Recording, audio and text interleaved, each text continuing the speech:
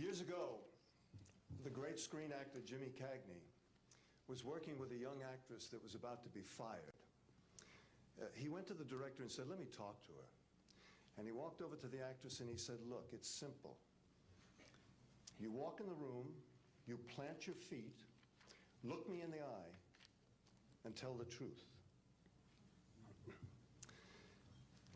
The logo of the X-Files is "The truth is out there." The truth is out there. I'm going to paraphrase. The truth is in here. You're about to hear the truth. I'm an actor. My name is John Cipher. For 7 years, I walked through the door, planted my feet, and tried to tell the truth as Chief Daniels on Hill Street Blues, as General Craig on the hit sitcom Major Dad. I was 2 years on Dynasty, year on Knots Landing. I've done 5 afternoon soap operas, 12 Broadway shows, and 20 films. One of the Broadway shows I did was the great musical Man of La Mancha on Broadway. I was Richard Kiley's original understudy. I sang the words to dream the impossible dream, to fight the unbeatable foe, to bear with unbearable sorrow, to run where the brave dare not go. I'm here to introduce your host this morning, Dr. Stephen Greer. He's a man who is running pell-mell where the brave dare not go. He was an emergency room physician. In fact, the director of emergency medicine at a major hospital in North Carolina. 3 years ago, he sat his wife and his 4 daughters down and said, "I've been doing this part-time, running after the truth, for 7 years now. Now I'm going to do it full-time." He walked away from all that money to pursue the truth. I always think of Hamlet's great line to Horatio, "There are more things between heaven and hell than are dreamed of in your philosophy, Horatio." I'm going to introduce a man who says, there are more things between heaven and hell than any of us have accepted. And I have the witnesses and the documents to prove it. Ladies and gentlemen, Dr. Stephen Greer.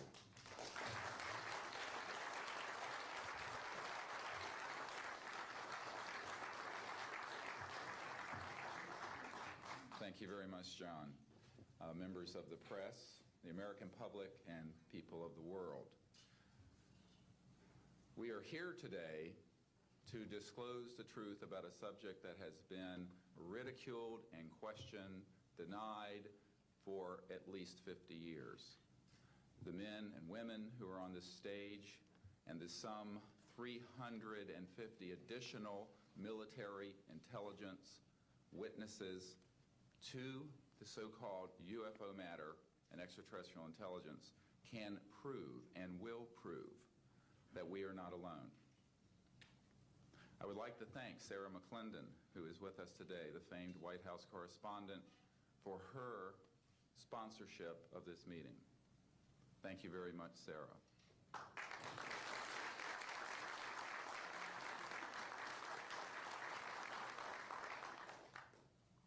In 1993, a group of military advisors to this project and I met out in the countryside in Virginia. And we decided that it was time for civilians, military, intelligence, and other people to come together to disclose the truth about the subject which is called UFOs. Since that time, I have personally briefed a sitting director of Central Intelligence, James Woolsey, President Clinton's first CI director.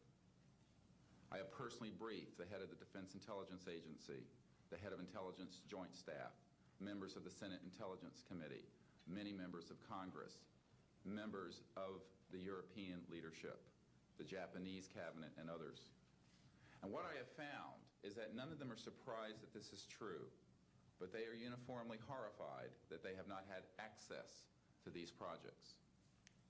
We can establish through these witnesses whom we have identified, which now number over 400, and these are people who have been inside the CIA, NSA, NRO, Air Force, Navy, Marines, Army, all divisions of the intelligence and military community, as well as corporate witnesses, contractors to the government. And these are folks who have been involved in so-called black budget or covert unacknowledged projects. These unacknowledged special access projects are taking in at least $40 to $80 billion per year.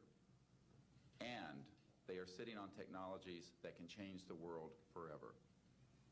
The reason we are coming forward now is that we are asking for the U.S. Congress and for President Bush to move towards an official inquiry and disclosure on this subject. It has the most profound implications for the human future, for the U.S. national security, and for world peace. Specifically, technologies connected to UFO and extraterrestrial vehicles, if declassified and used for peaceful energy generation and propulsion, would solve the looming energy crisis definitively, would end global warming, would correct the environmental challenges that the Earth is facing. It is also critical that we begin to debate as a society the propriety of placing weapons in space. If indeed, as we can prove, it is true that we are not alone and that space is territory which we are sharing with other civilizations, it could be a very imprudent, destabilizing thing to place weapons in space. This is not being debated because it is off the national and international radar screens. It needs to be placed on it, and we are here today to do it. We can establish through this testimony that these objects of extraterrestrial origin have been tracked on radar going thousands of miles per hour, stopping and making right-hand turns, that they use anti-gravity propulsion systems, which we have already figured out how they work in classified projects in the United States, Great Britain, and elsewhere, that these objects have landed on terra firma, at times have been disabled, and have been retrieved specifically by teams within the United States, that extraterrestrial life forms have been retrieved, and their vehicles have been taken and studied thoroughly for at least 50 years. We can prove through the testimony and documents that we will be presenting that this subject has been hidden from members of Congress and at least 2 administrations that we are aware of, presidential administrations, and that the Constitution of the United States has been subverted by the growing power of these classified projects, and that this is a danger to the national security. There is no evidence, I wish to emphasize, that these life forms from elsewhere are hostile towards us. But there is a great deal of evidence that they are concerned with our hostility. There are times when they have neutralized or rendered inert the launch capabilities of intercontinental ballistic missiles. Witnesses here today will describe those events to you. They have shown clearly that they do not want us to weaponize space, and yet we are proceeding down that dangerous path. And it will be established that these projects, because they have not been supervised properly by the Congress, by the U.S. President, by the international community, have become a threat to the national security. And for this reason, we feel we must disclose the facts. This is the beginning of the campaign for disclosure. And in a memo that I wrote to President Bush last week, I've stated that this campaign will persist until our goals are met, and they are as follows: that we have open, honest hearings on the subject in the U.S. Congress, that there be a permanent ban on the weaponization of space or the targeting of any objects of extraterrestrial origin, that there be a full and complete study of classified technologies connected to this subject to see how they could be properly declassified and applied for peaceful energy generation so that the world may get off of fossil fuels in enough time to prevent greater ecosystem damage or war over the looming energy crisis, which is sure to sweep the Earth in the coming decade. This is a matter of the most pressing import. It has been ridiculed, yes. I know many in the media would like to talk about little green men. But in reality, the subject is laughed at because it is so serious. I have had grown men weep who are in the Pentagon, who are members of Congress, and who have said to me, what are we going to do? Here's what we will do. We will see that this matter is properly disclosed, and these courageous witnesses, the first 21 of over 100 that we have already interviewed on videotape, have stepped forward to speak the truth.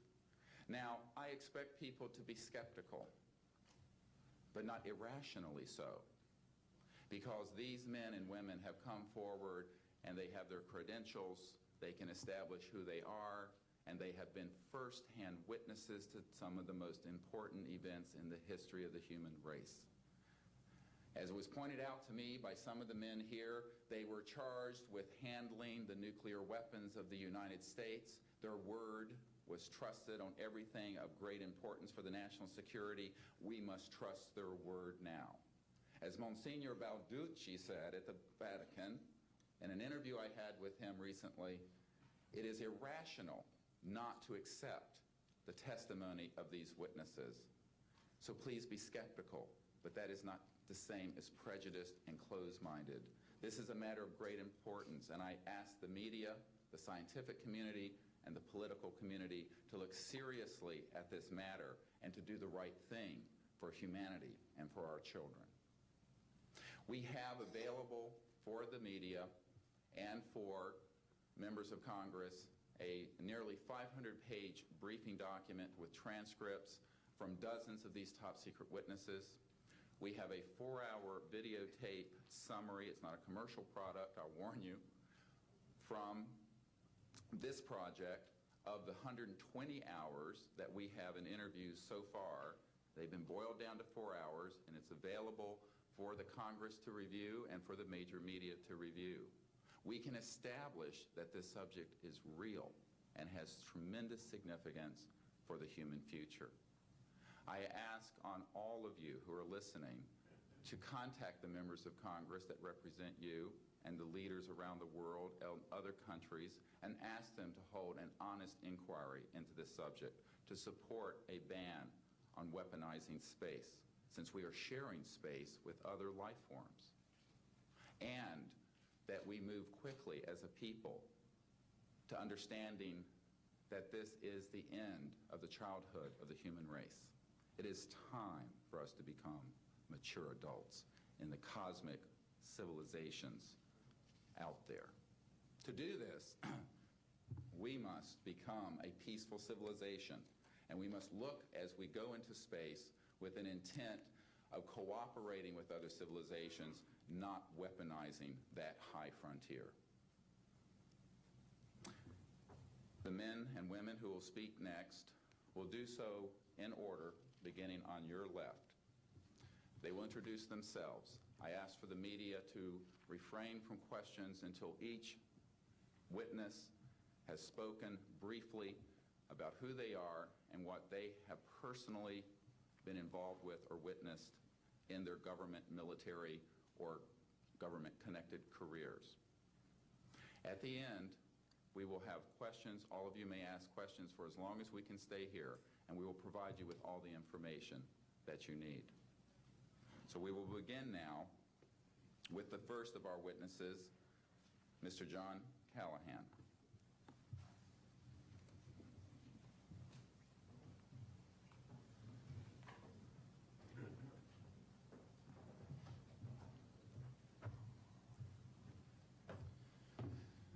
My name is John Callahan. I'm a retired FAA employee. I was the division manager for the Accidents Evaluation and Investigation Division in D.C. About 2 years before I retired, I received a call from Alaska region where the region wanted to know what to tell the media. When I questioned, tell the media what, he says about the UFO and It went downhill from there. What UFO? It turned out I told him what any government employee would do at that time was to tell him it's under investigation. And then I had him send all that data to the FAA's tech center in Atlantic City. The next day, my immediate boss, service director, Javi Safir, and I went to Atlantic City. I had just purchased a new video camera, and I videoed the event. In Atlantic City, we had them play back on a scope, you would call it a scope, a plan view display, PVD, exactly what the pilot seen or what the controller seen, and we tied it in with the voice tape so we could hear exactly what the controller said and what he heard, and we taped it. We came back the next day, briefed the administrator, Admiral Ingen, on what happened. He wanted a 5-minute briefing. After we started the briefing, he wanted to know if he could see the video. We put the video on. He watched the video, the whole video. The next day, he set up a meeting for me to give a dog and pony show to President Reagan's scientific staff and whoever they brought over, and to hand off all that data to them. That morning in the FAA round room, it was either 9 or 10 o'clock, 3 men from Reagan's scientific staff, 3 CIA people, 3 FBI people, and I don't remember who the other guys were, along with all the FAA experts that I brought with me that could decide or talk about the hardware and the software, how it worked. We put on a dog and pony show. We let them watch the video. We had all the data there. We had all the printouts that the computer put out. They got all excited over it. When it was all done, the CIA, one of the CIA men told the people they were now sworn to secrecy, that this meeting never happened and this event never happened. When I asked him why, I thought it was probably just a stealth bomber at the time.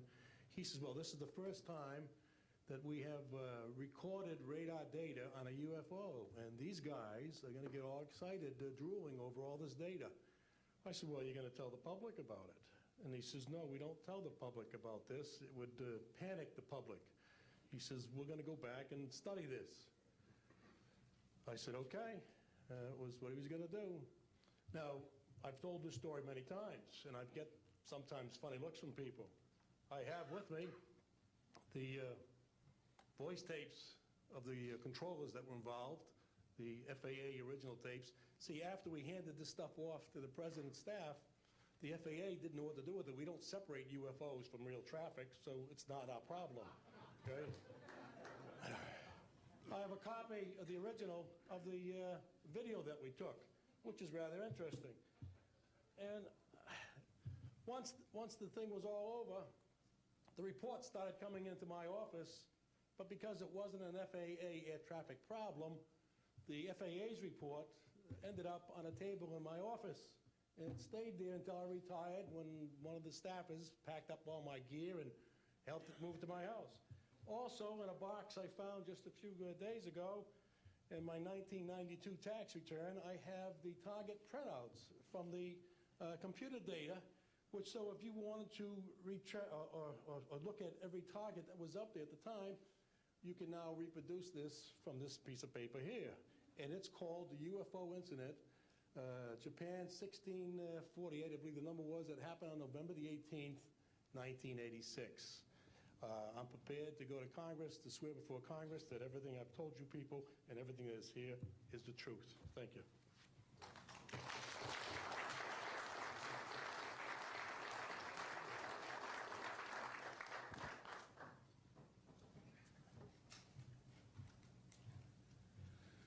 Good morning. I hope you'll pardon me. I'm a little bit nervous. My name is Charles L. Brown. I'm a Lieutenant Colonel, U.S. Air Force, retired, subsequently 7 years with the Foreign Service. I like the name Charlie Brown, a gentleman by the name of Charles Schultz, of great talent, sort of elevated the name, if you will. During World War II, I was a young farm boy from West Virginia. I got the patriotic bug, joined the United States Army, ended up flying bombers in Europe, and ended the war transport in the Pacific. Finished college in the late summer of '49, recalled to active duty in the newly formed United States Air Force. I was assigned to an organization called Office of Special Investigations. The Air Force, as most of you know, was formed in 1947. OSI, as a central investigative agency for the Air Force, was formed, I think, in 1948. So everything was relatively new. Needless to say, starting in 47, UFOs were rather new. The Air Force Intelligence, or Air Technical Intelligence Center was at Wright-Patterson Air Force Base, and I had my office in a building adjacent to it. And our organization was the worldwide investigative agency for the Air Force for any unidentified flying objects. This lasted for about 2 years. The project name was known as Project Grudge. It was a predecessor to a project known as Blue Book, which Ed Ruppelt headed. During my experience with it, I would collect the data from, I didn't collect it, it was sent into my office. I analyzed it. As a pilot investigator, I was able to offer some bits of advice to the Air Technical Intelligence people. Now, you might visualize a massive office, but as I recall, we had a first lieutenant, a secretary, and a technical sergeant. That was the essence of Project Blue Book when it started, or Project Grudge. Blue Book and expanded somewhat. During the review as an analyst of these various documentary reports, if you will, or documents, I became clearly convinced that there was substance to what was being reported, in that we had ground visual, ground radar, airborne visual, and airborne radar confirmation of some of these sightings. The individuals who made the sightings were everything from airline pilots, military pilots, police officers, some of the people that your lives depend upon on a daily basis. These are very reputable and credible people. I hope that the testimony here from very credible people will convince you of that and will further Steve Greer's disclosure project, in that pressure needs to be brought to bring this to the attention not only of the Americans, but of people all over the planet. These vehicles have been seen and confirmed all over the planet. I am willing to sign a sworn statement or testify to my judgment and to what I have observed. Such things do exist. Please believe me. Please believe those who follow me. Thank you.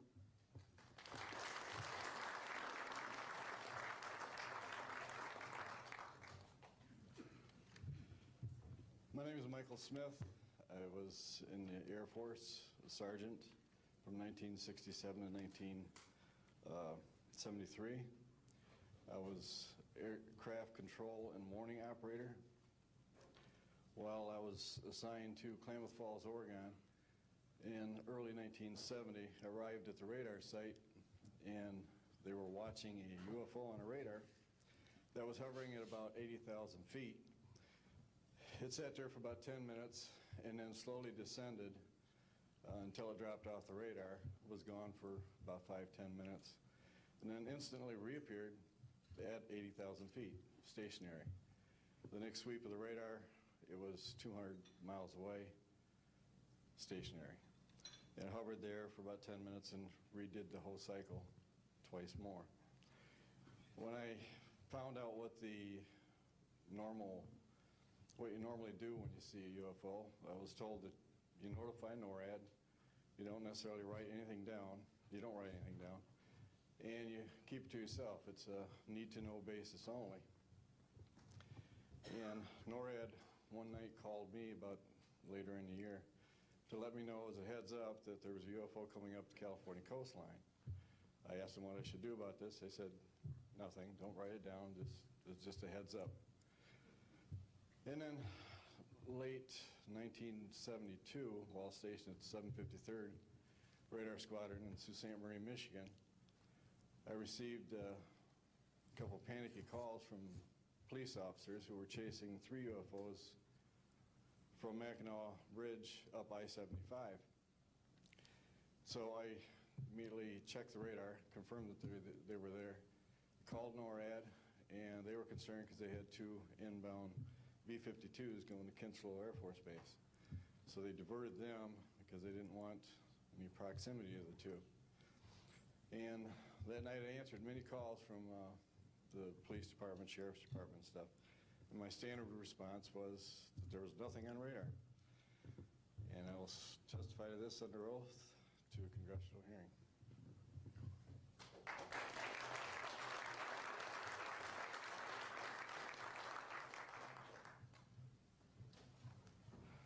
Good morning. My name is Enrique Colbeck. I am a air traffic controller. I'm sorry for my English. I'm so scared. I'm not accustomed to talk in front of a lot of people. I'm here because I'm being a witness in a voluntary way on my work. I work in Mexico City as radar controller and the International Airport of Mexico. And I'm going to give an example about this signage that we have in Mexico for several years, and this issue happens a lot of times on my country, unfortunately. For example, March 4, 1992, we detected 15 objects west side of the Toluca Airport, that is very close of our international airport at 50 miles, more or less. Then July 28 of 1994, we have almost a collision or something that we can name in that way with an international flight, domestic flight of Aeromexico 129, commanded by the pilot Raimundo Cervantes Ruano, that has a trash or something about in his main landing gear in the right leg. That's occurred at night at 10:30, more or less. Then in the next week, the same year, in the same moment, the Aeromexico Fly 904 has another almost collision that was reported for the pilot Corso, the Capitan Corso, at 11:30 in the morning, and we detect that object on a radar suddenly, just for a moment. Then the next week we have a lot of sightings reported by the pilots that give us information about the weird traffic or something, bright lights and different times, and we detect some of them in that week. But in September 15 of 1994, we have a detection about 5 hours, more or less, on a radar and a new equipment that we believe that that equipment was working in not a good way, because it's not common that you have detection by 5 hours of the same object and apparently without movement. Well, we concur with the technical persons of radar in our country that the radar system was working well, and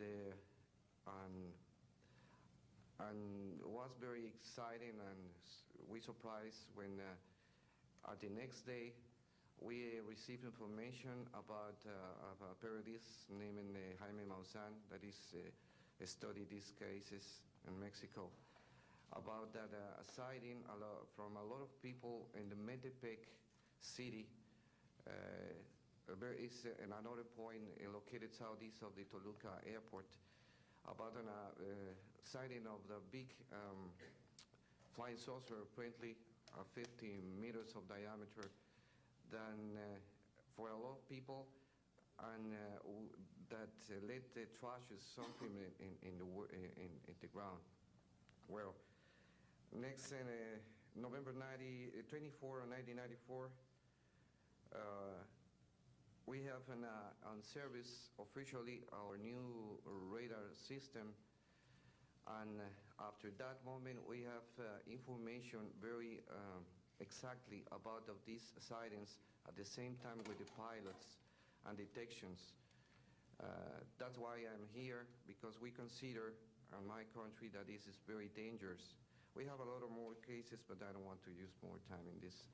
But it's very important that the people on the world knows these events and consider that could be very dangerous for aeronautical situation, especially in my country. I don't know why in my country that's occur frequently, but the point is that happens, and we consider dangerous, and we had only, unfortunately, one trash, but we don't want to have another more.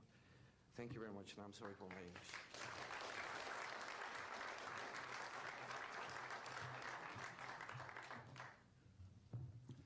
My name is Graham Bethune. I'm a retired Navy commander, pilot, had a top secret clearance. 50 years ago, February the 10th, 1951, I was flying from Keflavik, Iceland to Argentia, Newfoundland. It was at night, it was dark. About 300 miles outside of Argentia, I saw a glow on the water, like approaching a city at night.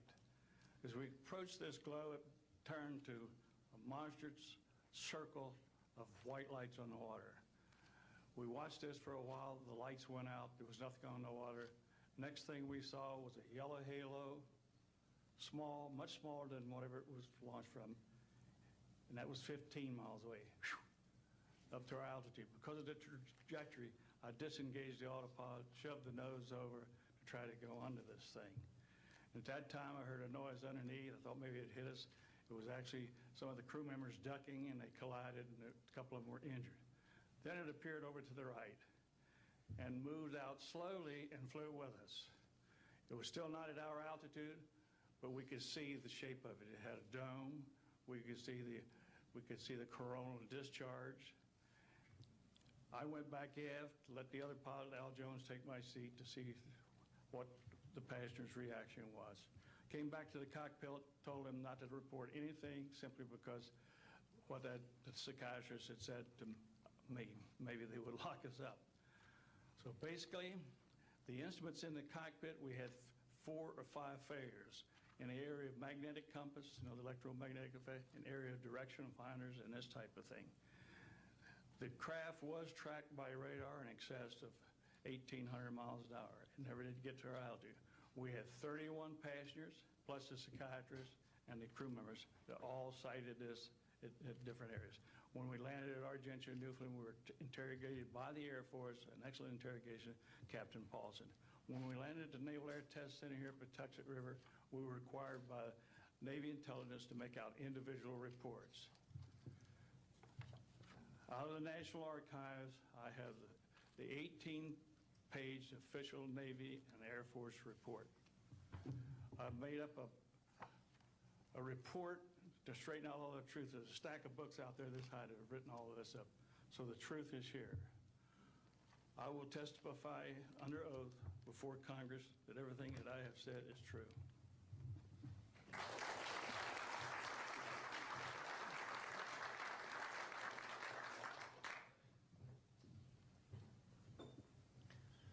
My name is Dan Willis. I was in the United States Navy. I held a top secret crypto level 14 extra sensitive material handling security clearance.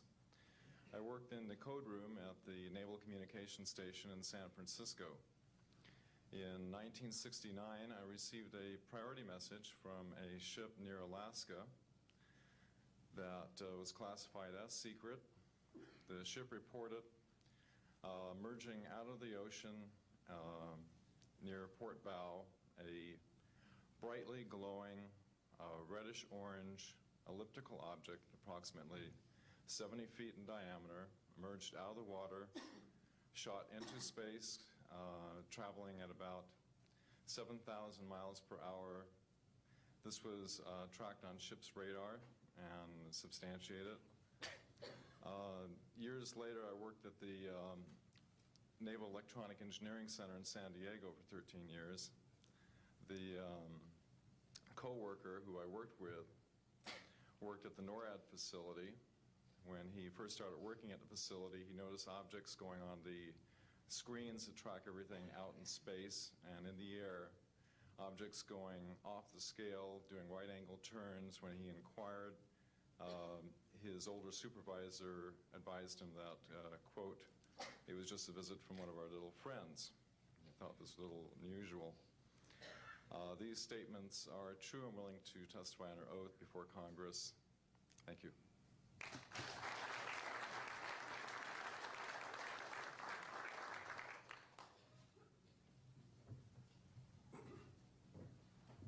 My name is Don Phillips. I was in the United States Air Force and had worked with certain intelligence agencies of the United States government. Prior to my Air Force, prior to joining the Air Force, I worked for the famous Lockheed Skunk Works. And I was working for them when I was attending college, and I worked for them in the capacity as a design engineer. It was one of my proudest moments of my life to work with a man by the name of Kelly Johnson. A lot of you might be familiar with that. It turns out that the models of aircraft that we were building, as you know, were all classified, were in the deep black, and that I came in on the end of the U-2 project. My main project was known later as the SR-71. The SR-71 had a predecessor. It had a special model built for the CIA, and that those models were one passenger, one pilot special aircraft in order to get from one place to another very, very quickly. Now these SR-71s, as we know them, the Blackbird, are the type of aircraft that are still classified in a sense as far as the altitude that it flies at and also the speed records that it holds. I'm very proud to say that this aircraft played a big part in helping to end the Cold War. The aircraft, the predecessor aircraft, there's strong evidence to suggest that perhaps these aircraft had a different role once in the air. Each pilot, and I know a few of them, each pilot had an assignment before they took off, okay? They learned about the assignment immediately prior to takeoff, and there's strong evidence to suggest that there was a dual role in that they were monitoring some type of traffic to and from planet Earth. This can be verified at a later point. I'll jump into my military experience. My first field assignment for the United States Air Force was at Las Vegas Air Force Station. And that was my first experience with Las Vegas, and I couldn't understand why people were being so excited about going to a place such as this, but I soon found out about a year later. Nellis Air Force Base is located there. Nellis is a major training center for different types of special aircraft and fighter aircraft, one of the premier training sites for pilots all around the world. However, when I learned that my assignment was at a radar site 50 miles out of town, up near Mount Charleston, I had no idea where I'd be, so finally in the daylight I was able to find the location and reported in 1965 for duty. In 1966, early in the morning, about 1 to 2 a.m., I was staying there on base, and our barracks were at about 8,000 feet. I heard a lot of commotion. You know, at that altitude, sound carries tremendously. And I thought, well, it's early in the morning, it's summertime, and it's very warm, and maybe I should get up and take a look. I didn't really want to, but I got up and took a look, walked up to the main road up near my office, which was the commander's office. I was on the commander's staff, Lieutenant Colonel Charles Evans. And I was saying, who's making all this noise? Who's making all this noise at this time of the morning? So when I got within about 50 yards of the 4 or 5 people that were standing there, one being the chief of security, they were looking up in the air, and I said, gee, their heads are all looking at the same direction. Well, I looked up to the west, northwest, and to my amazement, there were lights flashing around the sky, moving at anywhere from what seemed like 2,400 to about 3,800 miles per hour. Now, the fact that we're taking an estimate from a distance, we figured, well, this is quite something. However, we continued to watch these darting lights go across the sky and stop, absolutely stop, come to a dead stop, and reverse in an acute angle their direction, and then proceed on in they were traveling so fast that you could almost see a pattern left by, if you are computer people, when you move a mouse real quick across the screen, you see a little bit of a tail. Well, that's exactly the way these 6 or 7 craft worked. After 5 minutes of watching these things, they all seemed to group up to the west-northwest, okay? They started to come in on a circle. But what I would like to point out is that where they were putting on their display in the north-northwest sky, just directly east of that is what is known as Area 51. Area 51 is a AEC name, okay? Atomic Energy Commission. That was the old name for Atomic Energy Commission. We knew it as the Groom Lake Flight Test Facility in the Air Force. And it was where we tested our aircraft after we got the prototype made from the Skunk Works. So here are these, let's get back to the circle in the sky. What they did was coalesce and started rotating in a circle, and then they disappeared. Well, I thought, gee, this is something that we have to keep quiet, and that was verified by the Chief of Security. But we waited there and talked it over for a little bit, and it seemed like, I think it was an hour. Then came the radar people from the scopes, which were at 10,000 plus feet, came down for their dinner at 2 o'clock in the morning. And the first person off the bus was a good friend of mine, Anthony Kesar. He said, he was white as a sheet, and he says, did you see that? Yeah, we all said, yeah, it was a nice display. What a show. He says, we documented them on radar. And he says, we didn't give them clearance. We just, the standing order was let them fly through the radar beam. He says, we documented 6 to 7 UFOs. Now, we don't know who was guiding those, but they were certainly intelligent. And we don't know where they landed because they coalesced and disappeared. So I will say at this point, to keep it short, that I will testify under oath as to what I say is true, and I will do so before Congress. Thank you.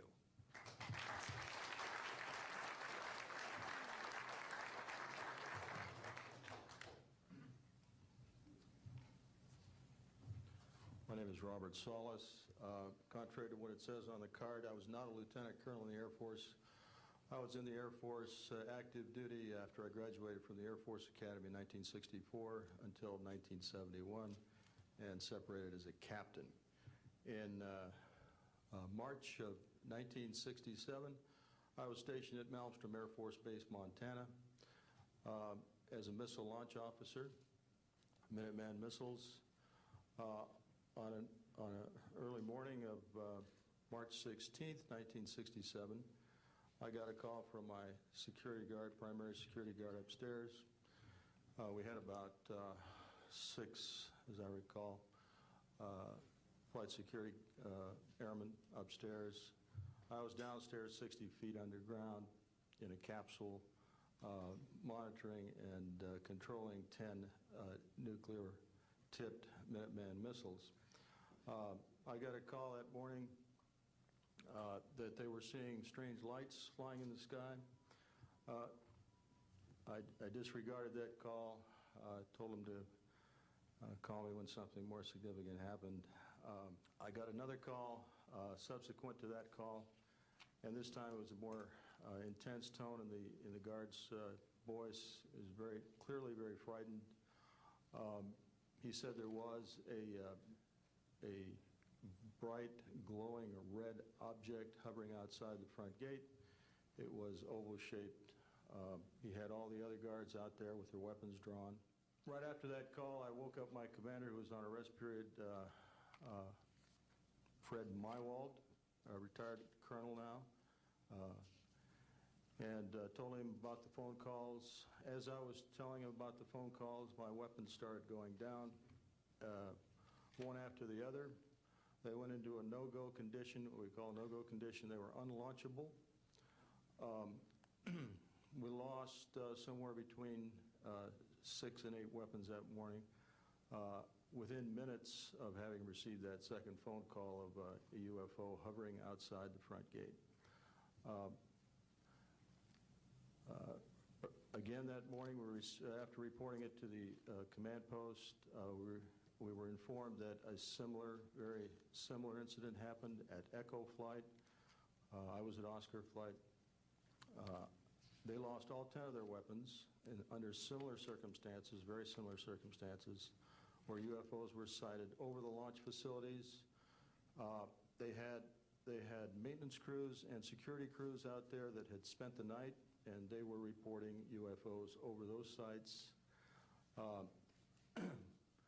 And the commander of that flight was Eric Carlson. He also separated as a captain, and the deputy commander was Walt Fiegel. He retired as a lieutenant colonel. We have those witnesses that I just mentioned, the names I just mentioned, have spoken of this event before, and they will back up this story.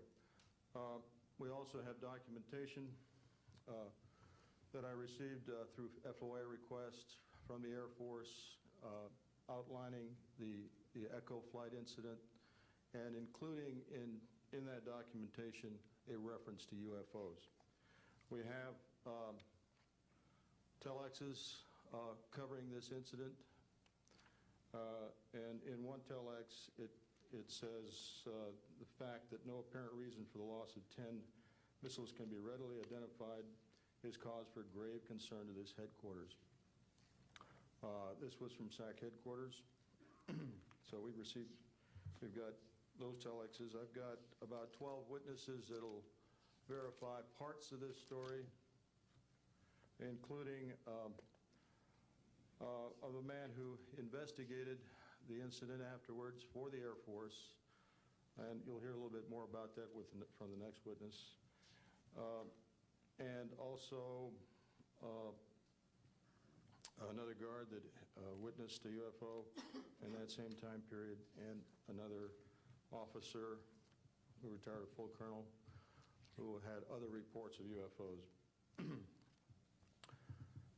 Ancillary to that, excuse me, I've got the complete report on a Minot, North Dakota incident. That was Minot Air Force Base, North Dakota, which happened in August of 1966. Very similar UFOs sighted over missile silos, and also a UFO incident that was investigated by the Air Force immediately after our incident within a week.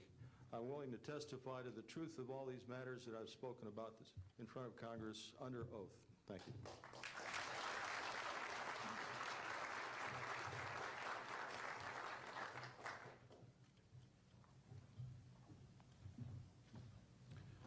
Good morning. My name is Dwayne Arneson.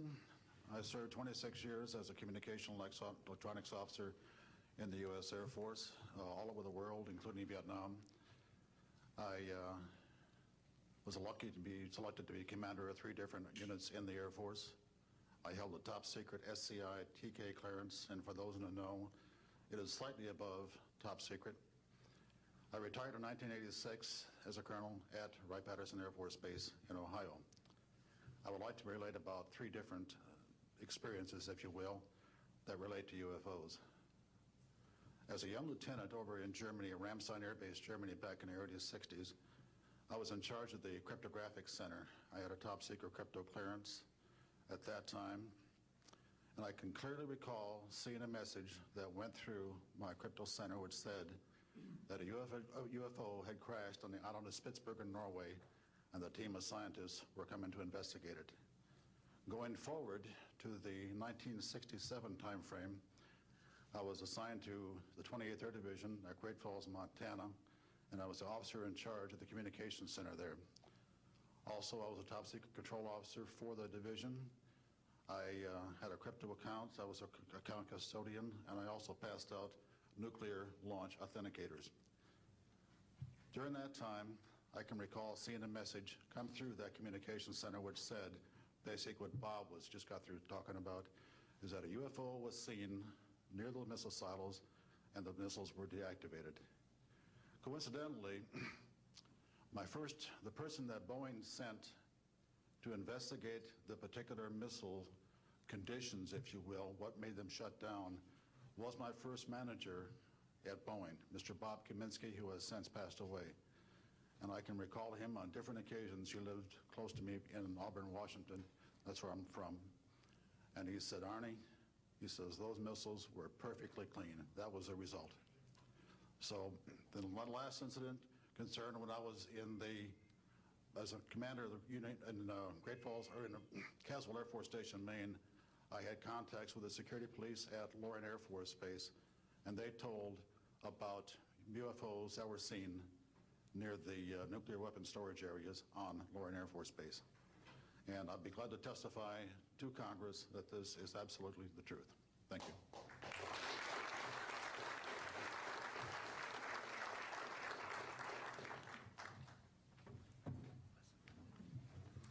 Good morning. My name is Harlan Bentley.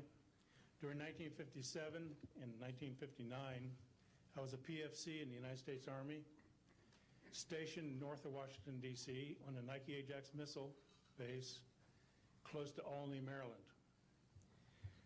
In May, this month of 1958, about 6 a.m., I heard a noise outside that sounded like a pulsating transformer. I sat up in my bunk. I looked out the window. I saw a craft heading for the ground and crashed. Pieces broke off of that craft, immediately took off again.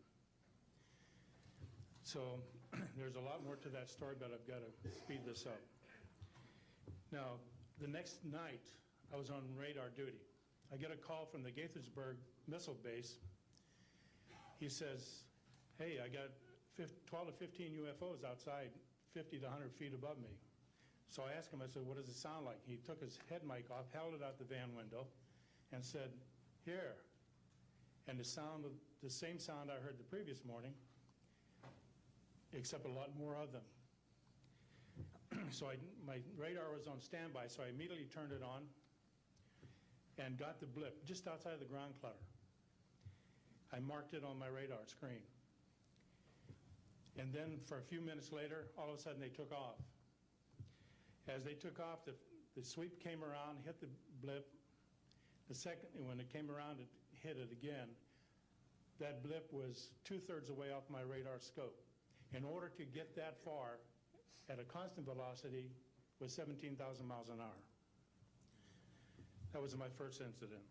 10 years later, by this time I received a Bachelor of Science degree in Electrical Engineering, and I was working in California. Now, I'm sorry that all I can say is I was somewhere in California working on a classified project that had nothing to do with my experience that I had there.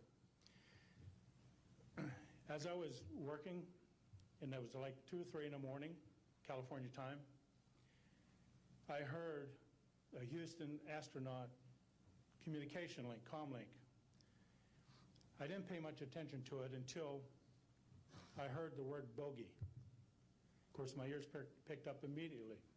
An unidentified flying object of some sort, whether it's a craft, meteorite, or whatever, was on a collision course with that module going to loop around the moon.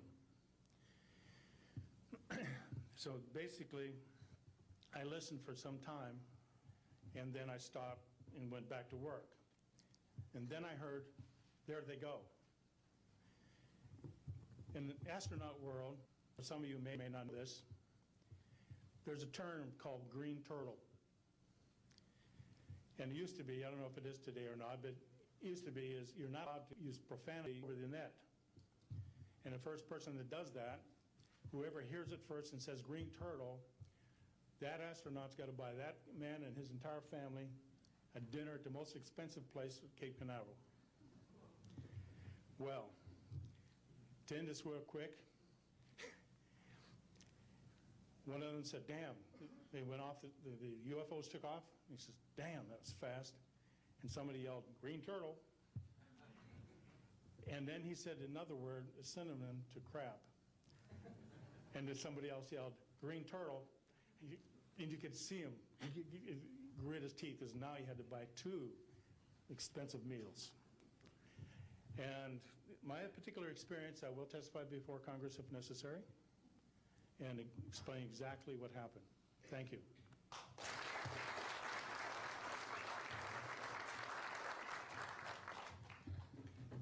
My name is John Maynard. I'm a retired Army. I retired as a Sergeant First Class.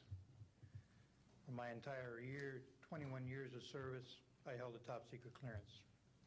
Compartmentalized at times to as high as TK, Omni, Crypto, and others. I had access to very, very sensitive documents.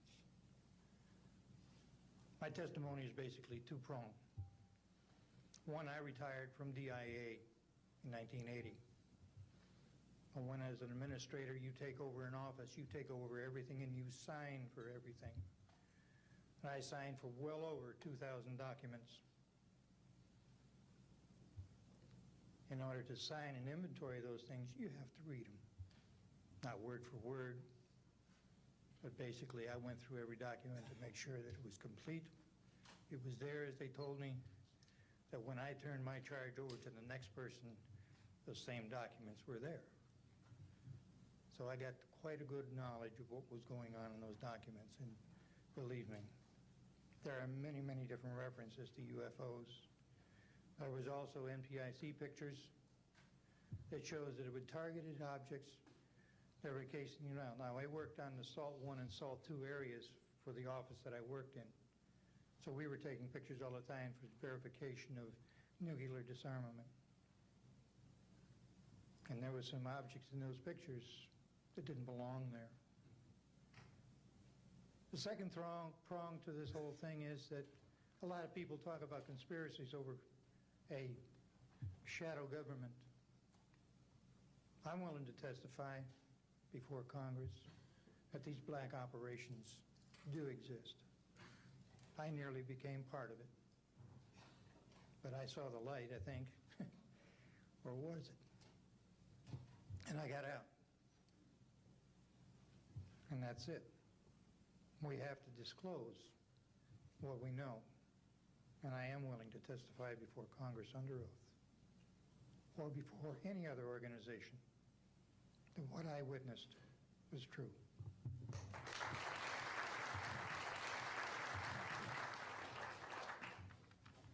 Good morning. My name is Carl Wolf, and I was a precision electronics photographic repairman with a top secret crypto clearance in the United States Air Force. I was stationed at Langley Air Force Base in Virginia. In 1965, in mid-1965, I was loaned to the Lunar Orbiter Project at NASA on Langley Field. Dr. Colley was in charge of that project. They had problems with a piece of electronic equipment that was bottlenecking their production of photographs. I went to the facility, and when I walked into the facility, there were scientists from all over the world. I was stunned, actually, to see people at a NASA project from all over the world. It didn't make any sense to me initially. I was taken into the laboratory where the equipment was malfunctioning. I couldn't repair it in the dark. I asked to have it removed. A Airman Second Class was in the dark room at that time. I was also an Airman Second Class. I was interested in how the whole process functioned, how the data got from the lunar orbiter to the laboratory. I asked the young man if he'd describe the process to me. He did. About 30 minutes into the process, he said to me, in a very distressed way, by the way, we've discovered a base on the backside of the moon. And then he proceeded to put photographs down in front of me, and clearly in these photographs were structures, mushroom-shaped buildings, spherical buildings, and towers. And at that point, I was very concerned because I knew we were working on compartmentalized security. He had breached security, and I was actually frightened at that moment. And I did not question him any further. And a few moments later, someone did come into the room. I worked there for 3 more days, and I remember going home and naively thinking, I can't wait to hear about this on the evening news. And here it is, more than 30 years later, and I hope we hear about it tonight. And I will testify under oath before Congress that what I'm saying is the truth.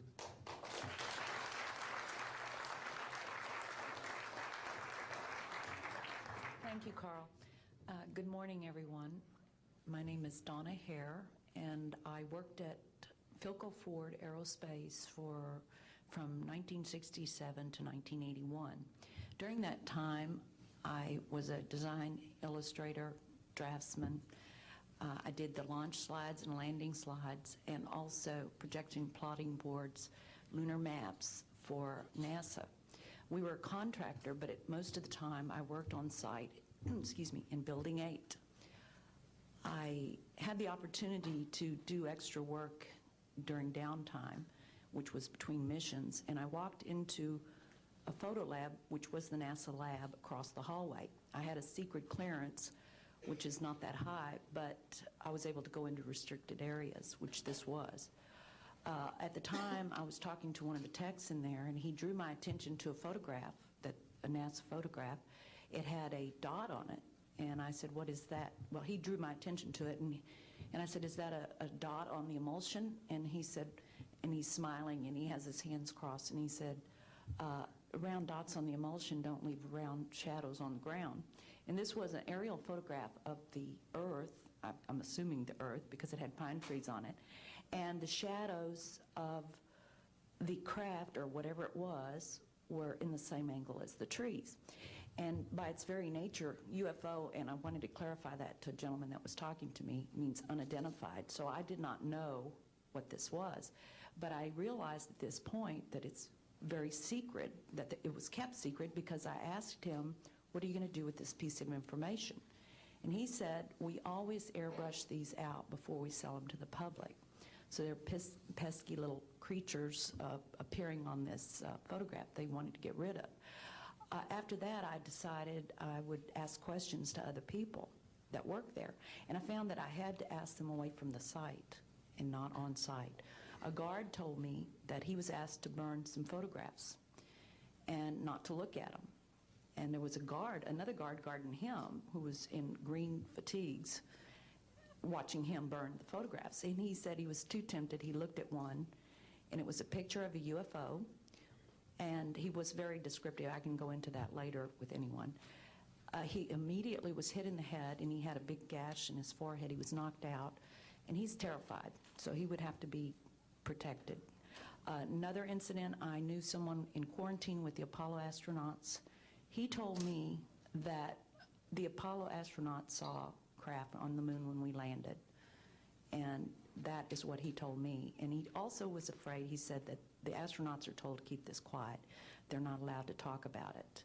So I do want to let you know that I worked out there for a number of years, and I ran into this. So it's not something everyone knows that works out there for a long time. My boss didn't know about it. Some people that sat right next to me didn't know about it. It's very strange, because I don't know how they can do it, but they can let some people know about it and then others not. I'm willing to testify before Congress that what I'm saying is true, and thank you very much. Thank you.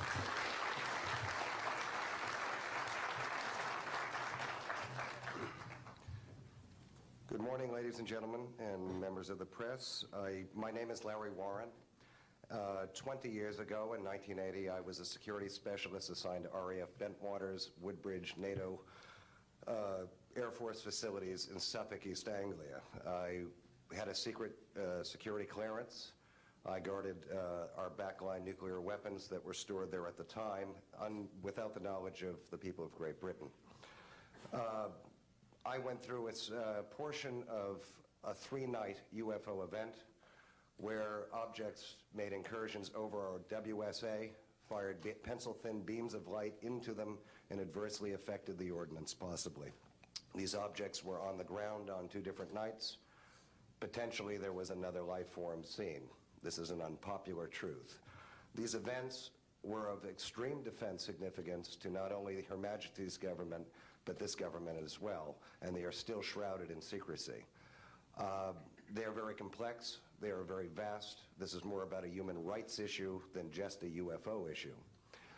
20 years ago, this room would be empty. I see a turn in history. This is history in motion, but unfortunately, it's history with the security classification.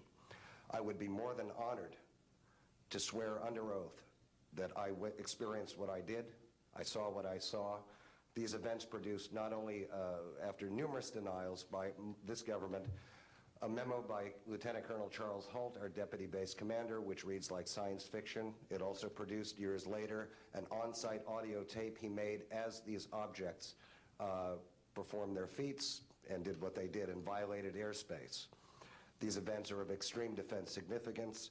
I hope my brothers in arms that went through these events will be given immunity at some point and be able to join us here. It is an honor to share the stage with all of these people.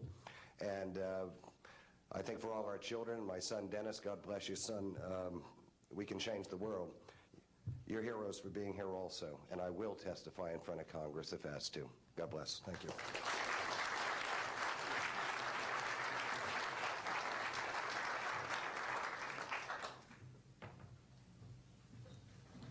Hi, my name is George Filer III. The reason I'm here is because George Filer V is in the hangar and will be born on Friday. And I'm a retired intelligence officer and flyer with almost 5,000 hours, and I didn't believe in UFOs until London Control called us in the winter of 1962 and asked us, would we chase one? And we said, sure. So we let down from 30,000 feet to 1,000 feet where the UFO was hovering, and we went into a steep dive and actually exceeded the red line of the aircraft. So it's kind of dangerous chasing UFOs. In any case, I was able to get the UFO on the aircraft radar at about 40 miles, and we could see a light out in the distance, and as we closed, we kept on picking up this radar return. The point I'm mentioning that the radar return was very distinct and solid, indicating it was some kind of a metallic object. We got about a mile from the UFO, and it kind of lit up in the sky and went off into space, very similar to what the shuttle looks like when it takes off. Later on, I was working in intelligence. In Vietnam, I briefed General Brown about UFOs. When I was in 21st Air Force, in McGuire Air Force Base, briefed General Glau about a UFO over Tehran, Iran in 1976. That two F-4s from the Iranian Air Force had taken off and tried to intercept the UFO, and when they turned on their fire control systems, they immediately went on. All the electrical systems went out. The planes had to return to base. This was particularly significant because it was also picked up on satellites. In 1978, on January 18th, I was going into the base. Every morning I did the briefing to the general staff, and I noticed that there are some lights off in the distance at the end of the runway there. And when I got into the command post, the senior master sergeant in charge said that there had been UFOs in the pattern all night. They're on radar. The tower had seen them. They got in aircraft reports and so on, and that one had landed or crashed at Fort Dix. Fort Dix and McGuire are right together. And this is kind of like the Roswell of the East. But in any case, an alien had come off the craft and had been shot by a military policeman, and apparently was wounded and was heading for McGuire. So for whatever reason, the aliens liked the Air Force better than the Army, perhaps because they're shooting at them. But in any case, our security police went out there and found him on the end of the runway dead. And they asked me to brief the general staff, General Tom Sadler, and at the 8 o'clock stand-up briefing, and I said, I don't think I want to do this. You know, the general doesn't have a good sense of humor, and I'm not sure I believe this. So I did some checking, called the 438th Command Post, and everybody had pretty much the same story. And at 8 o'clock that morning, just before I went on, was going to brief this, and I was very worried about it. They said, don't brief it, that it's too hot, so to speak.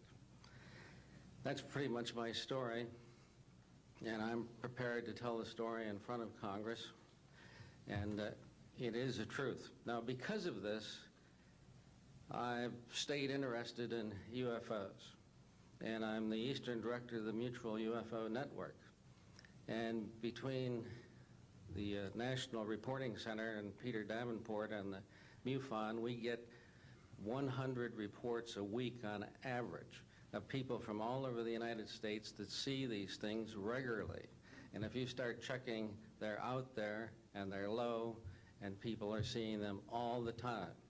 And these are highly qualified people, all of whom essentially give us the reports by email. Thank you.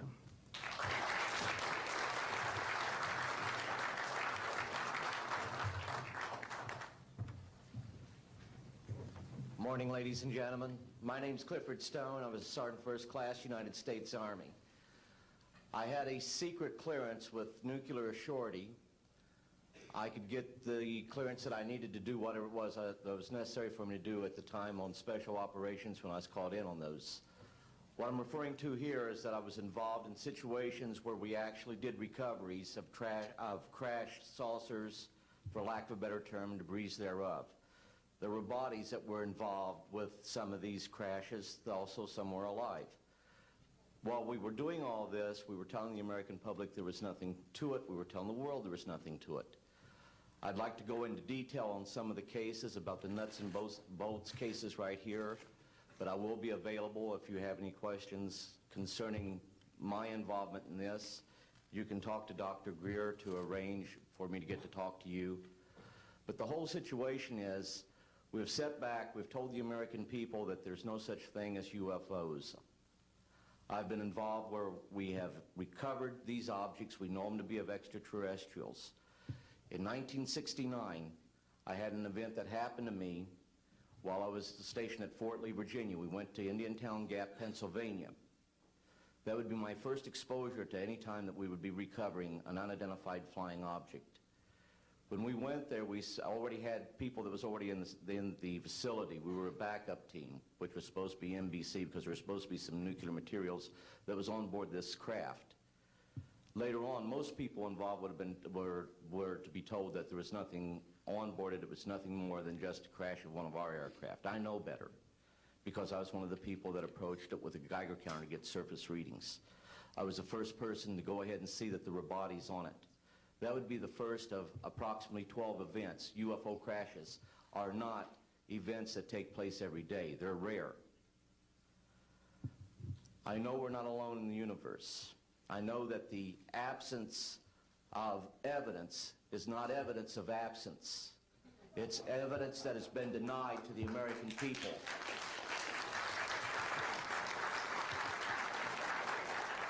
I stand before you today in my almighty God, and I tell you this. If Congress calls me in and says, will you testify in detail what you know, I stand here today prepared and ready to do just that. Governments must never lie to the people for no reason. Thank you.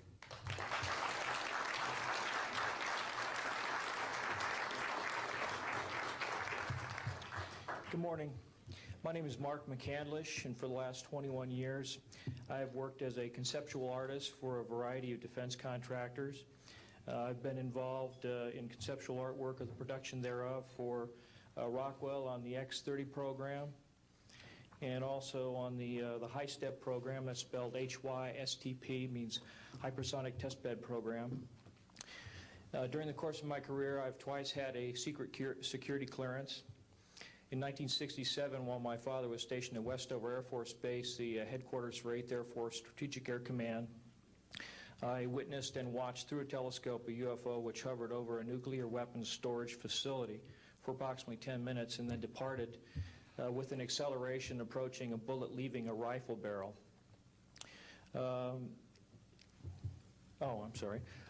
In 1988, in November, a college buddy of mine, an associate by the name of Brad Sorensen, informed me that he had personally witnessed 3 flying saucers at a very large hangar at Norton Air Force Base during the course of an air show that was held on Saturday, November 12, 1988. I subsequently called my congressman from that district. I called his office. This was Congressman George E. Brown, Jr., who at the time was the chairman of the Congressional Committee on Space Science and Advanced Technology. I naturally assumed that since this presentation that Brad talked about was for top military brass and certain congressional individuals, that his office must have coordinated this with the local Air Force Office of Public Affairs. A male staff member in Congressman Brown's office not only confirmed the exhibit, but the fact that there were 3 discs at that exhibit. These discs were hovering off the floor without any visible means of support. They were referred to as alien reproduction vehicles, also nicknamed the flux liner because they used high voltage electricity. Let's see.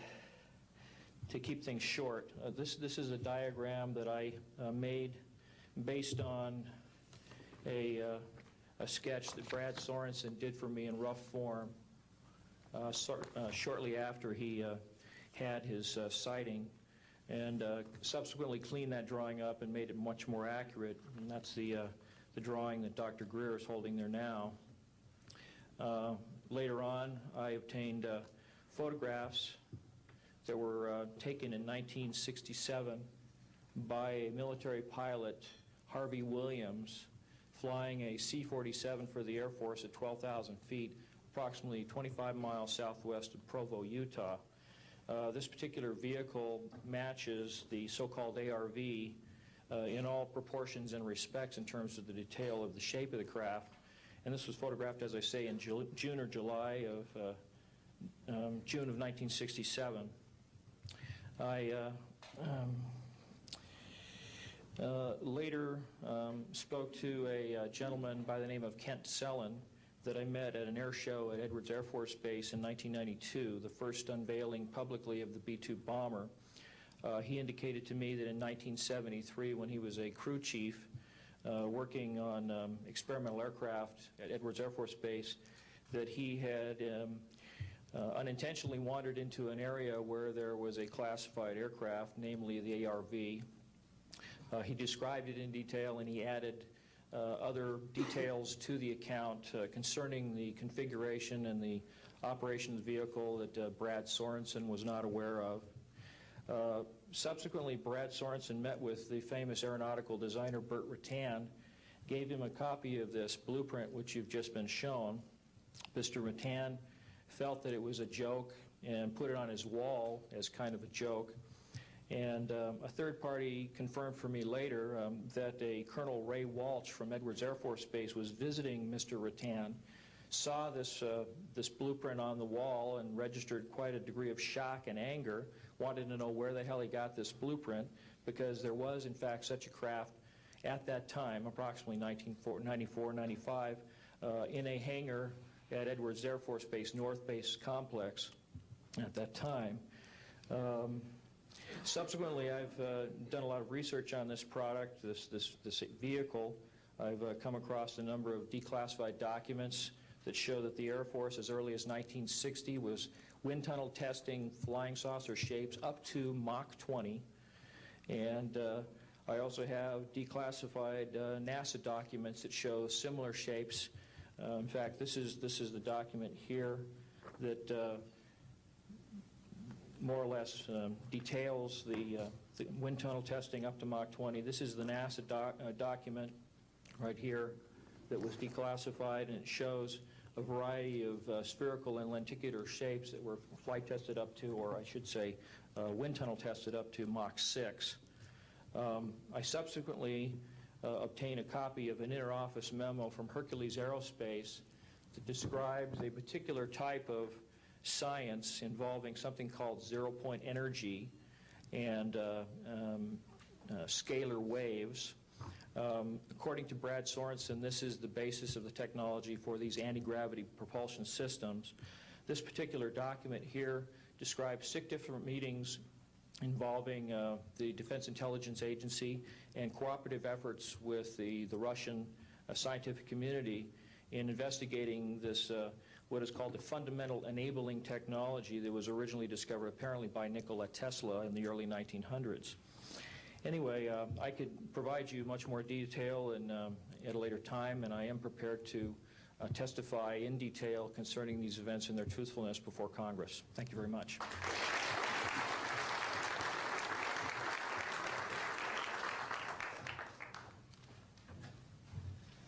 Good morning. My name is Daniel Sheehan. I'm an attorney and serving as general counsel to the Disclosure Project. I'm a 1967 graduate of Harvard College in American Government Studies and Constitutional Law, and a graduate of Harvard Law School. And I served as general counsel and one of the co-counsel for the New York Times in the Pentagon Papers case, and was involved in briefing and arguing the case in front of the United States Supreme Court, giving permission to the New York Times to publish the classified documents, the 47 volumes of the Pentagon Papers. Subsequent to that time, I served as special counsel to the office of F. Lee Bailey as one of the trial counsels when we represented James McCord in the Watergate burglary, and got Mr. McCord to write the letter to Judge Sirica to reveal the Watergate burglars' relationship to the plumbers unit in the White House at that time.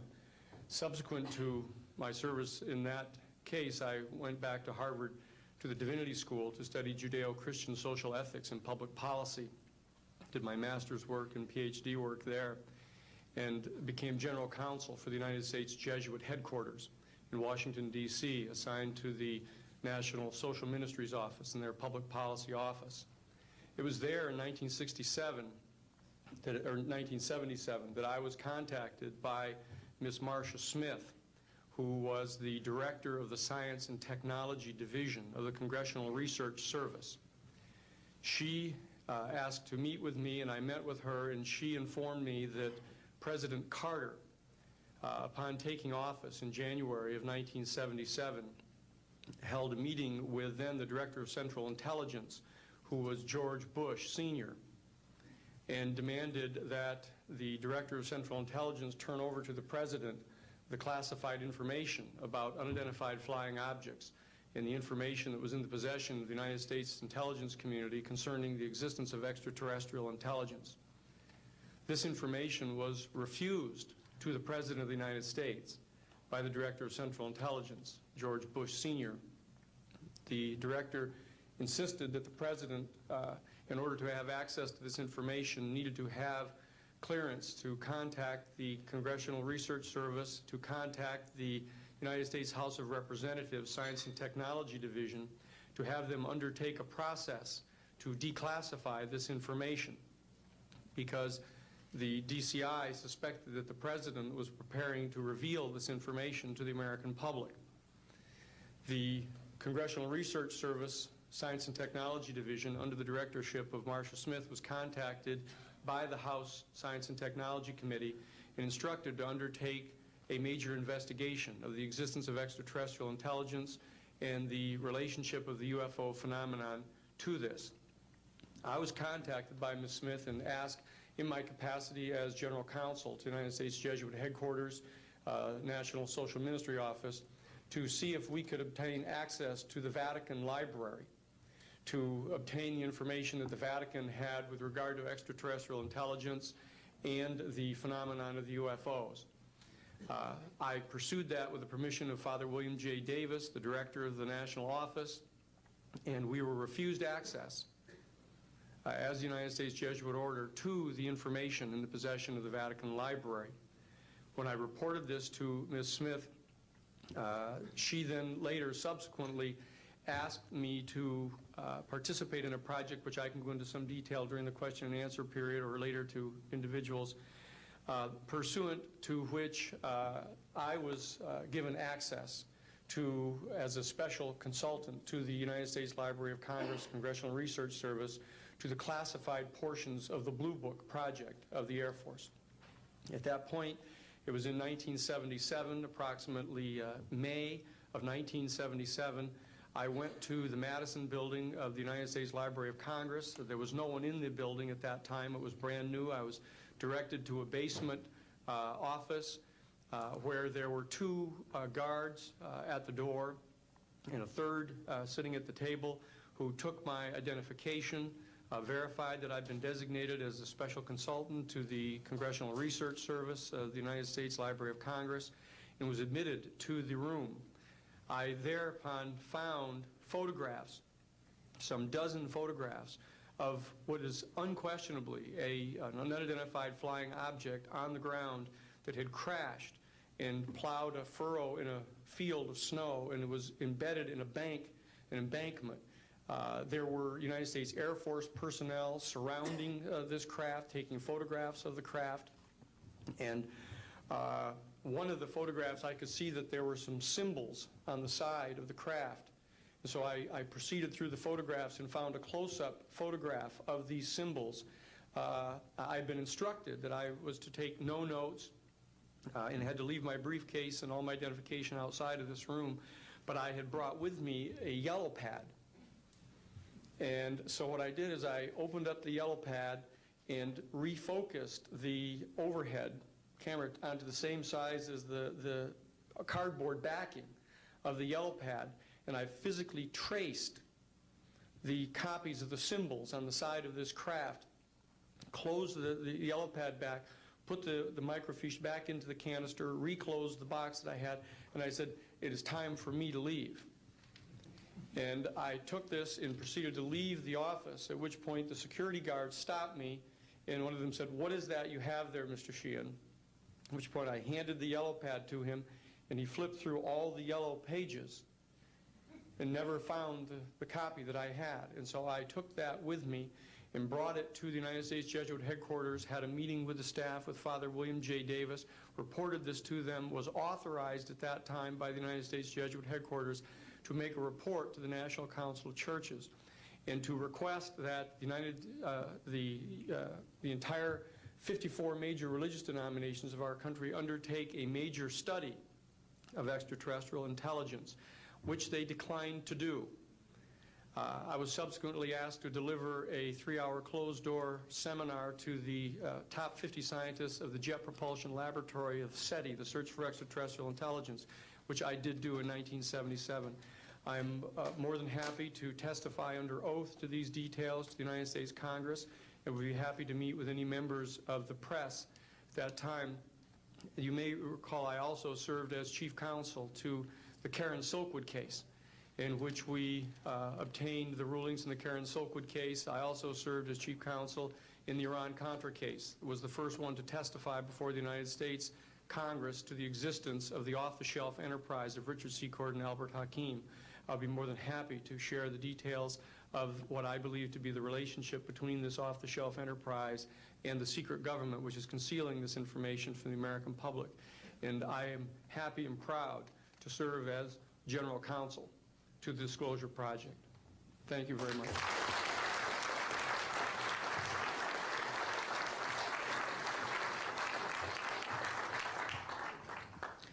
Good morning. My name is Carol Rosen. In 1974, after being a 6th grade school teacher, I was introduced to the late Dr. Wernher von Braun in the U.S., the father of rocketry. In my first meeting with him, during that first 3.5 hours, he said to me, "Carol, you will stop the weaponization of space." And I said, you know, teachers don't stop until June. He said, "No, you have to understand. This is February, and we have to prevent the weaponization of space because there is a lie being told to everyone that the weaponization of space is now first being based upon the evil empire, the Russians. There are many enemies," he said, "against whom we're going to build this space-based weapon system, the first of whom was the Russians, which was existing at that time. Then there would be terrorists. Then there would be third world countries. Now we call them rogue nations or nations of concern. Then there would be asteroids." And then he would repeat to me over and over, "And the last card, the last card, the last card would be the extraterrestrial threat."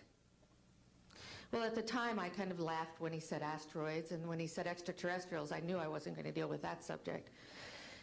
And now we hear on the news just today, this week, that they've slid in another enemy. Only this time we're going to protect our satellites. In other words, we have to have some reason to spend these trillions, to waste these dollars on a space-based weapon system, and they're all lies.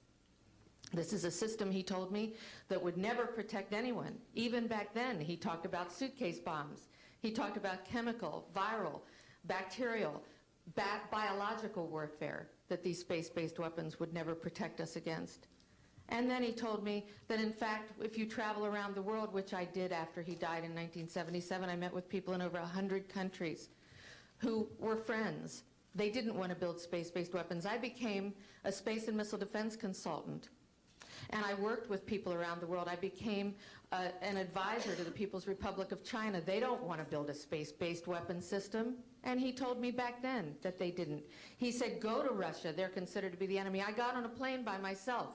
When I got to Russia, I had a list of people that I had read out of the newspaper. Chernenko was in office then. He was the only one I didn't get a chance to meet. They introduced me to everyone when I got there. And when I got back, I said, oh my Lord, this man is telling the truth. There is no threat. And I've been waiting until this day for 27 years, and I'm expecting the spin to happen, because he also explained to me that as a military strategist, as a person who worked on the MX missile, which I did later, he said, you will find that there is going to be a spin to find some enemy against whom we have to build space-based weapons. And now we should expect the spin, because he said part of the formula for the intelligence community is if they might have a weapon, then we have to consider that they do have these weapons. So now they do have these weapons, so now we have to build these weapon systems. And that's the formula, except that it's all based on a lie.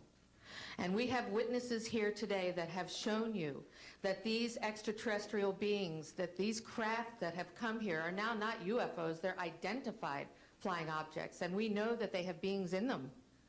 And we have witnesses here who have told you that they can shut down our missile silos, they can stop a rocket going into space that's a test. We have witnesses here who have worked in the classified departments, who have the courage to come forward here to support what Wernher von Braun told me back in 1974 to 77. And I will testify before the Congress that when I founded the Institute for Security and Cooperation in Outer Space, which I shut down a few years ago because I didn't believe we had a chance with this huge, integrated around the world, complex weapon system, that we had any chance at all of transforming that war industry into a space industry that could provide benefits, like Dr. Greer has said, of global warming. We can end that situation of that problem. We can end the energy crisis. We can build now non-polluting technologies. Wernher von Braun used to tell me that we could have cars back then that drove around off the ground. He described this to me on beams so that we have no pollution on this planet. And we can solve the problems of the people that are urgent and potential, and the other animals and the other cultures on Earth and in space.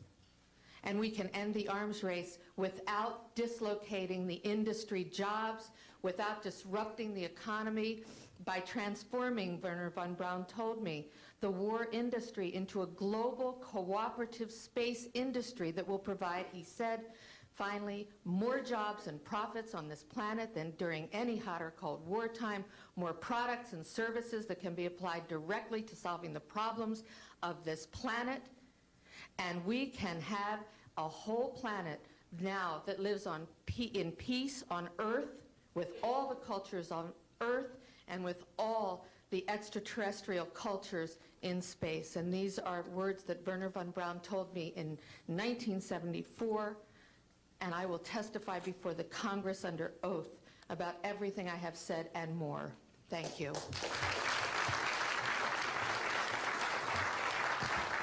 Thank you very much. I'd like to thank each of the witnesses and for your patience. We're running about 50 minutes late, and I do apologize for that. I want to emphasize that all of these witnesses each could speak for probably anywhere from 2 to 5 hours about what they have witnessed. We were trying to give you a snapshot. We have another 400 of these witnesses. I have carried this burden for 8 years. I'm now giving it to you, the American people and the people of the world, to take it forward. What I'd like to do now is open the audience for questions from the media. You may address them to me or to an individual witness as you deem appropriate. Yes, ma'am. Yes, Maribel Gonzalez with Reforma, Mexican newspaper. I have three questions. One is, if you... Yes, I wanted to know if there are laws in this country that in some way allowed this kind of secrecy or not. And then I wanted to know if there's a need to change any kind of law. And the next one I wanted to ask you, if you may, is who is profiting from this secrecy that maintains in secret the solution to the energy crisis? I mean... Well, let me get to those, okay, quickly, because we are short on time. First of all, I think initially there was an appropriate national security apparatus in place in the 40s during the Truman and also Eisenhower years. By the late Eisenhower years, we have a testimony from Brigadier General Stephen Lubkin, still a practicing attorney, that by the late Eisenhower years that he had lost control of these projects primarily because of the compartmentalization into the military-industrial complex. Operative word industrial. There are corporations such as SAIC, Lockheed Martin, Northrop, and others that deal specifically with this issue, with advanced energy and propulsion systems connected to UFOs.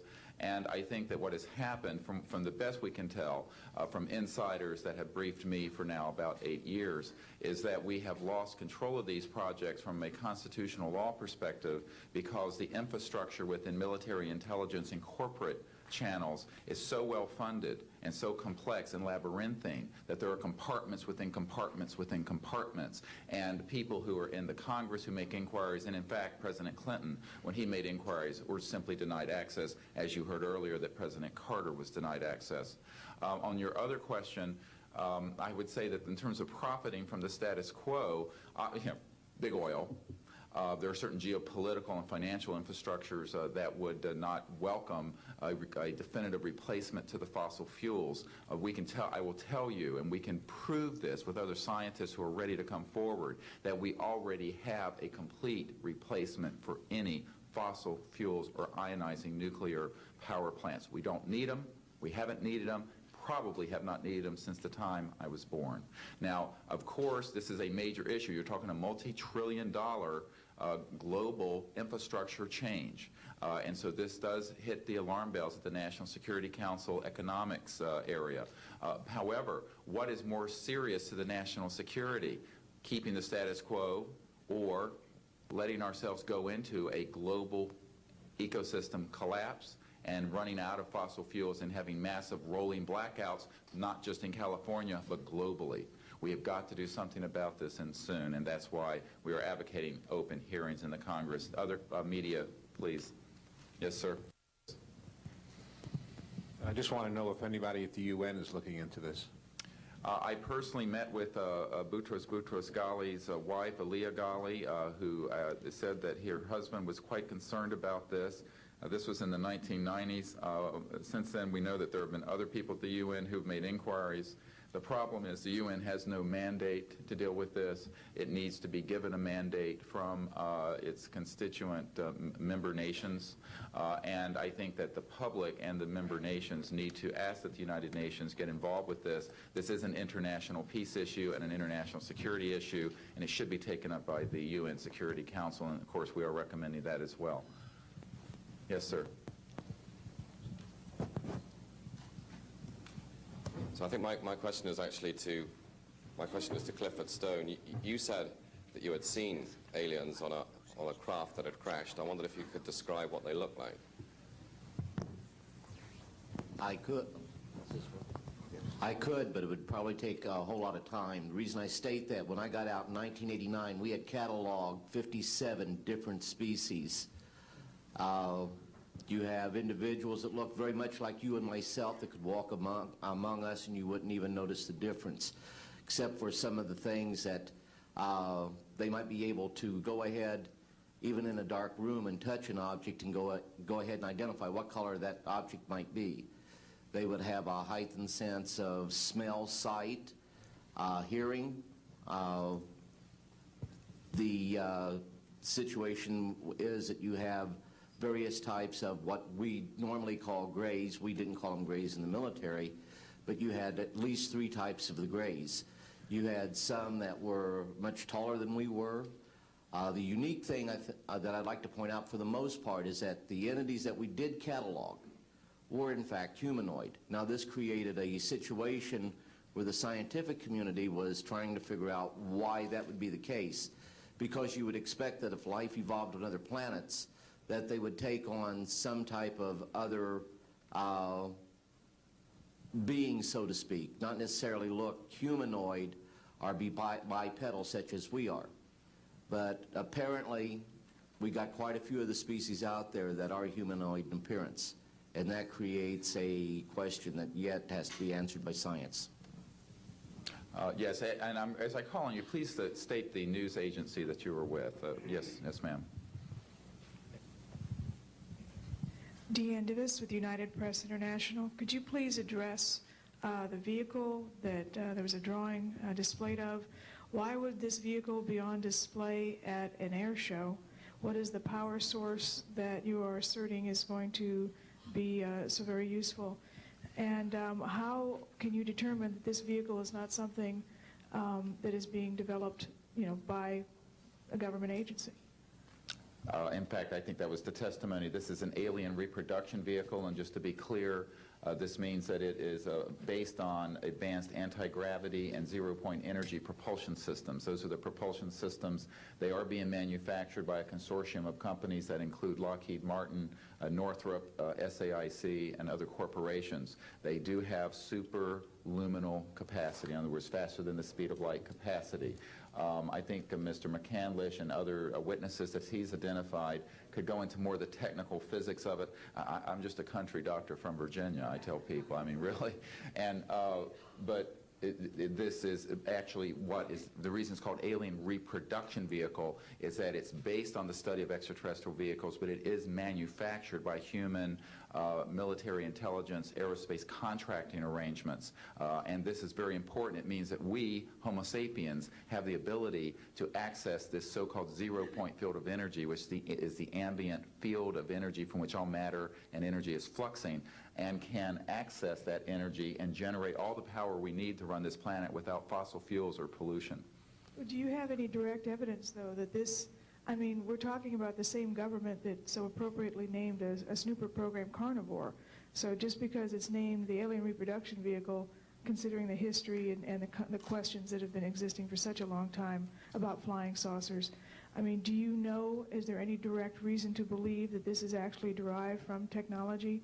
Any of the witnesses who can attest to that? And how would this, a propulsion system, a rocket engine doesn't necessarily translate into electricity. Can you elaborate on that? Well, the first part of your question, I would say that the testimony of witnesses we have, some of whom are here, others that are not here, but they're in the briefing materials, is that they have studied, we have studied specifically extraterrestrial vehicles which have been retrieved. The breakthroughs in that research have led to applications that have led to the building of this and similar anti-gravity devices, and that in fact this can be proven in open testimony before Congress, and that is exactly what we are calling for. We have the witnesses to establish this, and they also have the documents and the specific details of the propulsion systems. But this is not a jet internal combustion system at all. It is actually kicked in by a type of electric power source, and it then accesses this ambient zero-point energy field that is responsible for all matter and energy existing, and by special configurations and what have you, it causes a cancellation of mass inertia and an anti-gravity effect. And this is a complex technical discussion which is probably beyond the scope of this conference, but we have materials in the briefing document that we can provide you with references to people who have studied the anti-gravity effect as far back as certainly the 1950s. We have one witness who said that his family was connected to the RAND Corporation, and that by the mid-1950s that more money had been spent on anti-gravity propulsion systems than the totality of the Manhattan Project. So yes, we can establish those elements. Other questions? Thank you. My name is Murray Felsher. I publish a newsletter downstairs here called the Washington Remote Sensing Letter that deals with reconnaissance and surveillance of the Earth from space. My question is this. Since 1972, with the launch of Landsat 1, And now with the launch of commercial space imagery, there are some archived, I would say, upwards of 35 million photographs of the Earth from space. And not one of them has shown a flying saucer. Are you suggesting that these have been airbrushed out? We're suggesting that there is a system before the public gets hold of anything that's off of a government-connected satellite. There is a compartmented operation that does indeed sanitize them from this type of evidence. And I think the testimony of the gentleman who was with the Defense Intelligence Agency, Mr. Maynard, Ms. Hare, and others would substantiate that. We have other witnesses who have been involved in projects where such items have been sanitized out. It could also be that if you did a thorough search, you might find a few that slipped through. We obviously haven't had the research dollars to go through all the millions of images that are cataloged to look for them, but we do know there's been a very thorough sanitizing of this. And people should not be naive about the extent to which covert programs using billions of our tax dollars have been able to effectively hide this. This is one of the sort of myths of both the media and the public. It's sort of a Pollyanna myth that we live in a society where such things could not be done. In fact, they are done, and we can prove that they have been done. Our proceedings here, and I'm wondering how your screening process went. Can you tell us a little bit about your satisfaction level with that? Well, I'm very satisfied that these are genuine and good people who are speaking truthfully. Not of 400 people that I'm dealing with, not 20 times this number. Have I been fooled? Yeah. I'm an emergency doctor. Let me say something. People come into the emergency department with flank pain, writhing on a stretcher. What have they got? A kidney stone, right? Yeah, well, some of them go into the bathroom, prick their finger, and squeeze blood into the water, the urine sample, to show that they have blood in their urine so they can get a narcotic injection. Now, have I been scammed as an emergency doctor who has I'm bright enough not to kind of know when I'm being scammed, but have I occasionally? Yeah. Is it possible? It's possible. Is it likely? No. And here's what's more important. You don't not treat or accept the testimony or the history of every patient that comes in with flank pain and assume that they're lying just because you've been scammed once or twice. This field, you make a very good point, is filled with hoaxes and scams and what have you. It doesn't mean, however, that all of it is. And in fact, what we're saying after 8 years of research, we have found the documents, the top secret witnesses, the insiders willing to testify under oath before Congress that this is true. Now, here's another key point. Some of the people who are in this witness pool, Mr. Sheehan, myself, and a couple of other attorneys, are members of state licensed professions. And what that means is that if we are perpetrating a hoax, we will lose our license to practice medicine. We will lose our license to practice law, because we'll be perpetrating a hoax upon the public. So what I would say to you is that the group of people before you are very credible, and the others whom we have identified are. We are not the CIA. We have not been able to do a $50,000 background check on each person. I'll give you that caveat. But we have done very serious interviews and vetting. And by the way, these people have presented their DD-214s, their defense forms, other documentation that show the two DD-214s and others that show that they were in the military at a certain place and a certain time. So we're very comfortable that, in fact, that the weight of the testimony will carry the day here and that this is real. I had an insight, and it relates to your question. There have been tens of thousands of sightings and experiences from all over the world. Only one of them needs to be true. Because if only one of them is true, then the entire case of the non-reality of these sightings falls apart.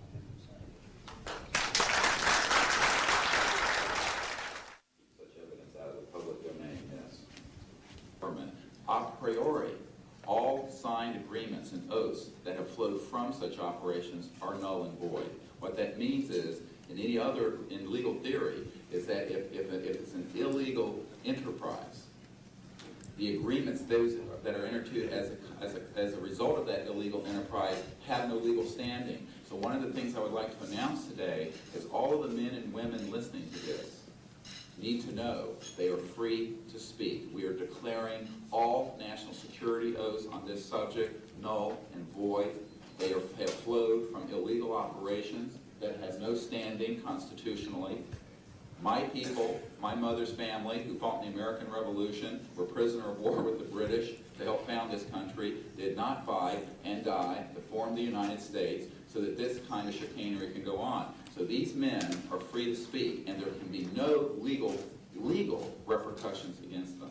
We have legal counsel who will also support this theory, and we're taking this to other constitutional scholars. It is time for that game to end. It is time for a new era in the human experience.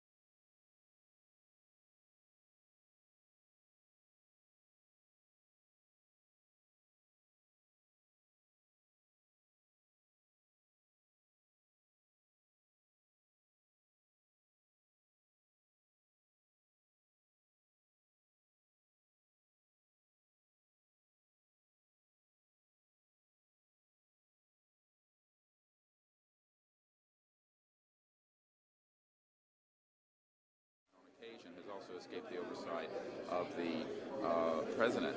We know for a fact that this has happened. I personally briefed President Clinton's first CIA director on this. I was informed that they had no access to these projects, although they knew they existed.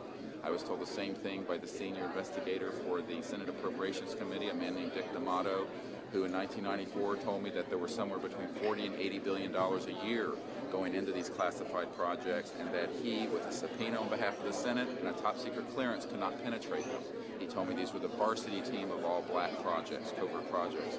So this is really serious stuff, and it brings into question, have we gone down the road that Eisenhower warned us about a little too far when he said, beware of the military-industrial complex, that it can escape the checks and balances of our democracy. And I think on this particular issue, it in fact has, and it's time for the Congress to represent the people in this regard and to reassert its oversight of these projects. One last question. When you talk about putting the checks and balances back into place, talk about the passion of these people, if you would. How confident are they? Well, they know what they saw. I mean, these are men ranging from Air Force and NRO officials to people who have been contract agents for the CIA to people who have been pilots in World War II and are heroes of our country, the greatest generation that Tom Brokaw talks about. And so what I have to say to you is that these people know what they saw. They're not going to be speaking about anything except what they've directly witnessed. And we're not talking lights in the sky and swamp gas. We're talking people who have actually retrieved extraterrestrial vehicles who are going to be here today. Very good. We'll take one picture of it. That's concrete and that's based on reality, but anyone who does further research in this field will find that they are not hostile. None of them are hostile. They have shown us that they can shut down missile silos and rockets. They have not destroyed us, and they've been here for tens of thousands of years. We know of 50 years worth, more or less, of secrets. We know of maintenance. And the fact is, this hybrid breeding program that keeps being referred to? Well, again, we're not dealing with these kinds of things. We are dealing with credentialed, unimpeachable witnesses here who have worked in projects. We're not dealing with that. We're dealing with what we know. What we know is that these are not hostile entities. I don't know how to explain this to you except that people here, we're all still here. The world is still here. And they have shown us what their technology is capable of doing. And you can yet imagine, and you can hear from witnesses who've worked in fields of re-engineering, back engineering, what kinds of technologies can come out of this to literally save people from the suffering that's going on right now. I don't doubt the possibility of that. Yes, and that's what this disclosure is about. It isn't about these other kinds of stories that you have no proof of and nobody does. And the fact is, we have proof here of what we're saying. Well, they have removed artifacts. Well, again, we're not going to deal with this kind of story, and a lot of that is manufactured also. That's for sure. So what we're dealing with here is concrete evidence, documents, people who work in the industry, in the military industrial complex, in the intelligence industry. I worked on the MX missile, and I was threatened if I went public with that whole story. So you can imagine